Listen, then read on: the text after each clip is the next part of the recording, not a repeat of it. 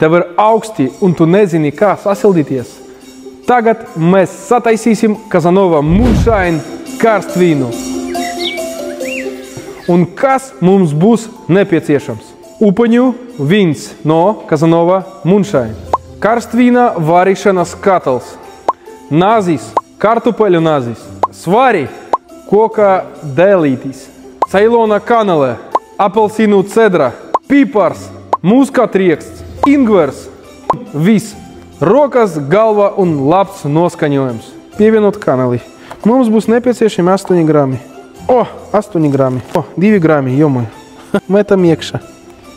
Gatavojot kanģu, gatavojot dzērienus, vodku un visu saistīts ar alkoholu, jebkuru principā dzērienu.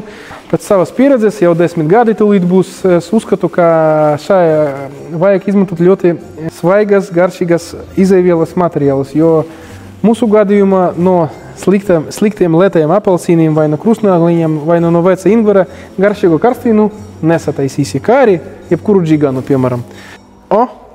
2 grami. Uz sākumu mēs metam visus garšvielas, pēc tam ielējam vīnu. Apelsīnu ieteicu tīrīt, pirmkārt izmazgāt apelsīnu un tīrīt ar kartupeļināžu. Iepriekš pēdējā garšviela, tas ir muskatrieksts. Viņš jau smalcināts, mēs viņu sasmalcinājam. Buļoha, nu šodien man vispār sanāca. Mēs to taisam priekš sevis, es noņemu cimdes, nevajag, heiteri, mīlu jūs. Tas ir Kazanova upaņu vīns. Pieslēdzam un liekam 60 grādi.